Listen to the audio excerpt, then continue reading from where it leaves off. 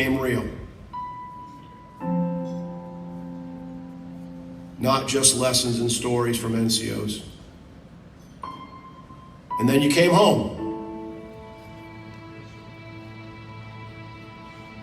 And you prepared to do it again and again. And maybe there were more promotions. Maybe you fell in love and started a family. And now the new Marines are looking to you for advice and leadership. And like those before you, you taught, you trained them, you led them well. And then seemingly overnight, there you are. And now this is you, still a Marine, continuing to demonstrate your faithfulness to our Corps, our country, and to each other. You are Semper Fidelis, Marine.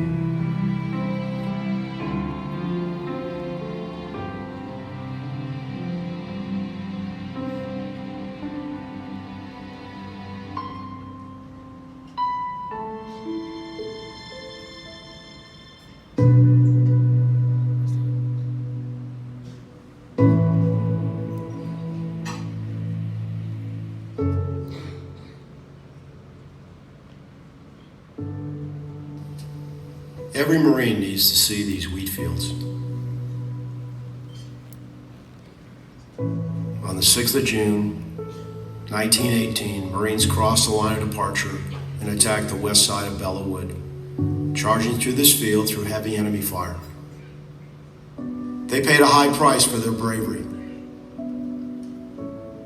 But they fought and they won because they were Marines. Because they were led by people like Gunnery Sergeant Fred Stockham, a man who gave his gas mask to a fellow Marine, an action of self-sacrifice, which earned him the Medal of Honor. 1918 is a proud year for our Marine Corps. While Marines led the way in Belleau Wood, new Marines were stepping up at home. The first female Marines joined our ranks, bolstering our force during a time of war. For 100 years, they have served faithfully, helping win battles around the globe, including recent conflicts in Iraq and Afghanistan. 100 years ago, they answered the nation's call, and they have been serving faithfully ever since. This dedication to victory is something we can trace back to every conflict in our history. It defines us. It defines warriors like Gunnery Sergeant John Canley, a leader who led from the front. With his Marines outnumbered, he pushed forward during the Battle of Way City, standing tall during firefights and throwing himself into harm's way to keep his fellow Marines safe. The only thing I was doing was just responding.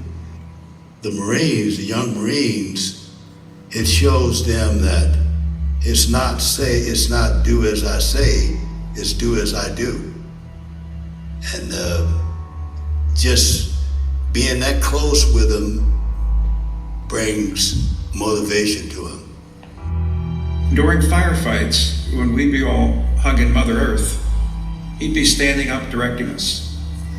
And I think if you talk to every Alpha Company Marine, we're amazed that he was never shot. He is individually and uniquely responsible for saving the lives of a lot of good young Marines. My legacy was about taking care of Marines, because I don't think that there was anyone that was more demanding than Gunnery Sergeant Canley. The President of the United States, in the name of Congress, takes pleasure in awarding the Congressional Medal of Honor to Gunnery Sergeant John L. Canley, United States Marine Corps. For 243 years, Marines have fought and won whenever and wherever our nation calls.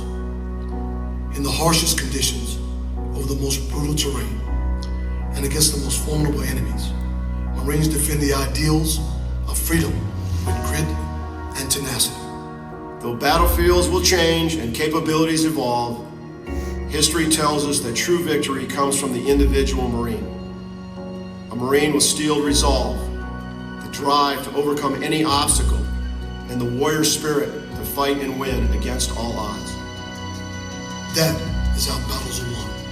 It takes a steadfast faith, Semper Fidelis,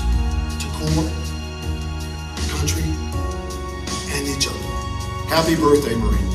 and Semper Fidelis.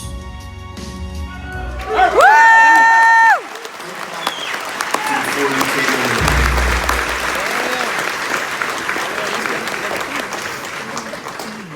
in. Ladies and gentlemen, please rise as Chaplain McClellan delivers the invocation.